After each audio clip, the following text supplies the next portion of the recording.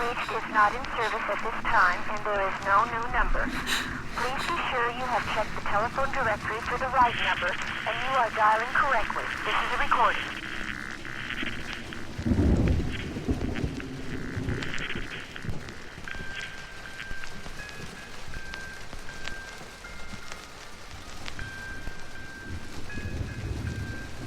Welcome to Novella Nightmares.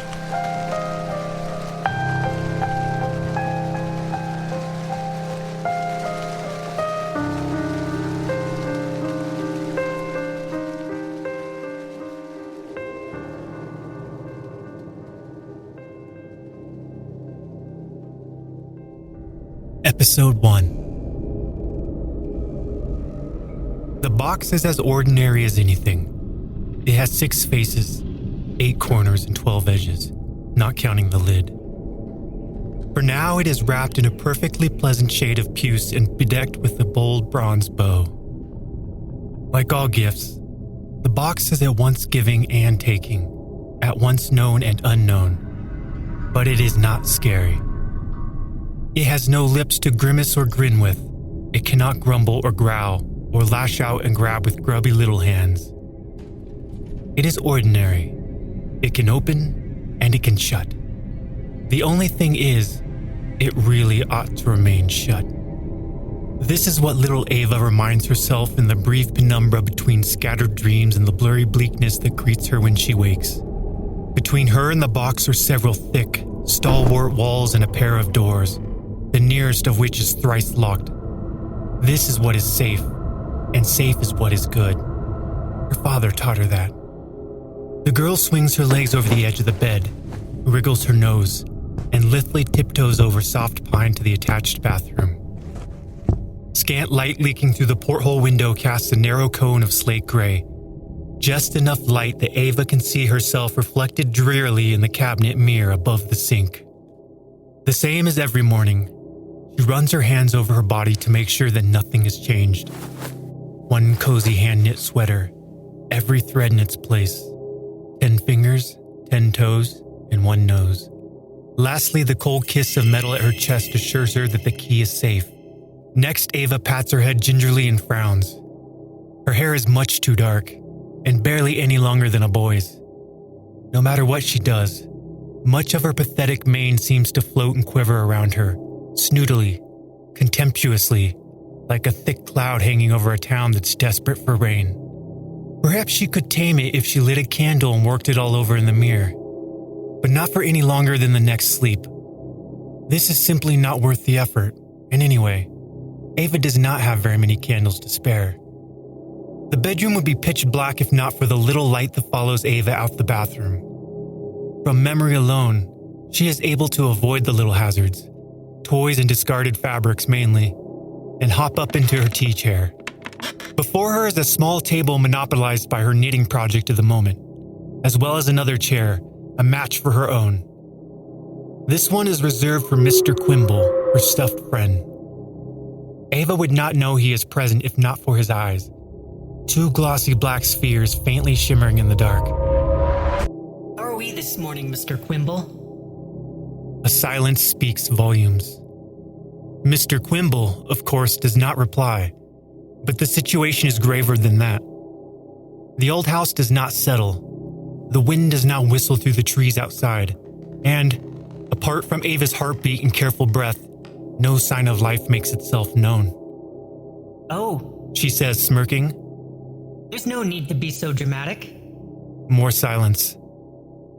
You know, Mr. Quimble, one mustn't be a grump on Christmas Eve. Santa won't come for bitter children, will he?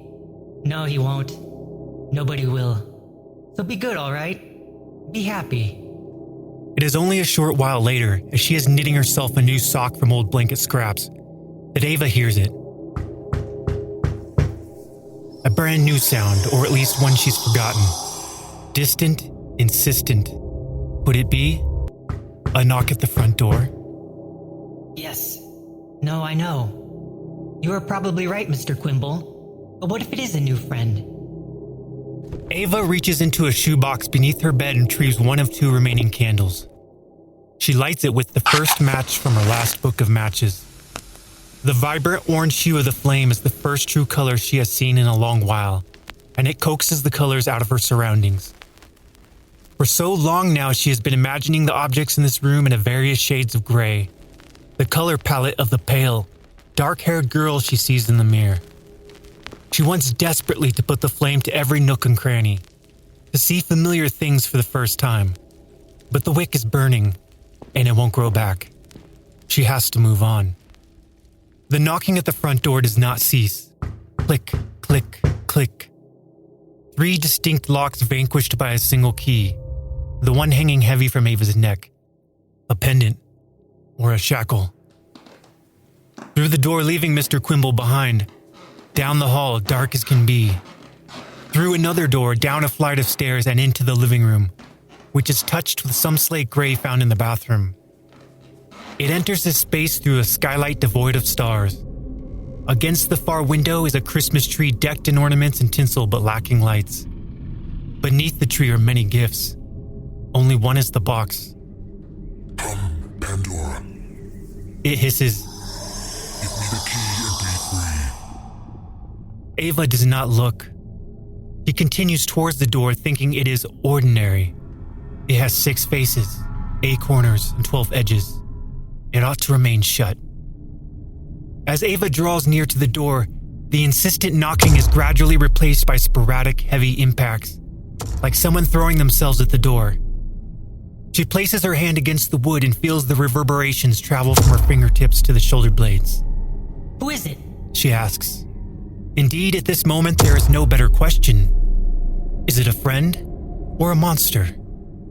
The thumping stops where a man's voice begins. It's me. The man pants. I've traveled a very long way.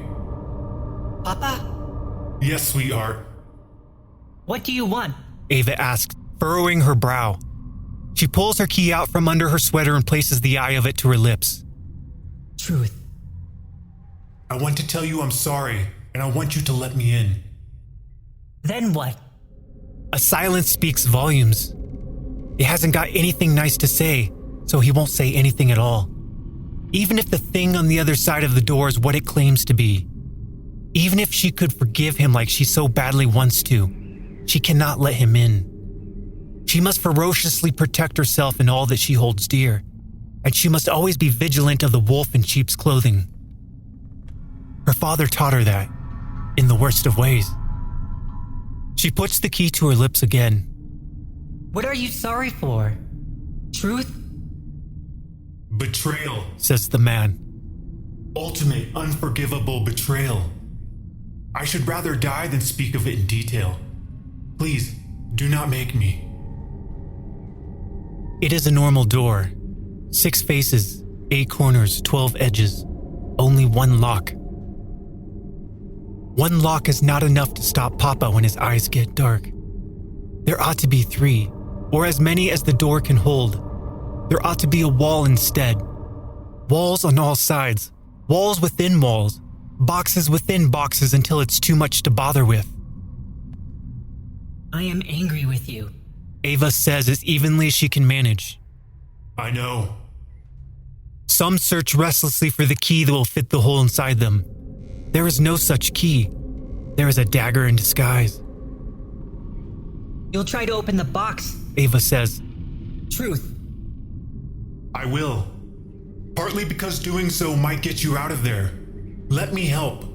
I need you to let me help you, okay? You don't understand, Ava. I cannot live with the guilt of what I've done. The key is ice cold against her lips. Then don't. Choking, gasping, nails running down oak. Thump.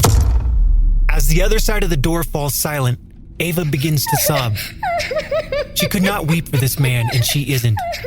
She is weeping for the person she used to think he was, and for the person she could have been. Come, Pandora. Hisses the box. Give me the key and be free. Before she knows it, Ava's across the room sitting before the box, holding the key still in the lock. Welling tears causes her vision to blur in and out, but the box is always clear. It is not wrapped in puce or topped with a bronze bow. It is true black. Blacker than closed eyes in a dark room.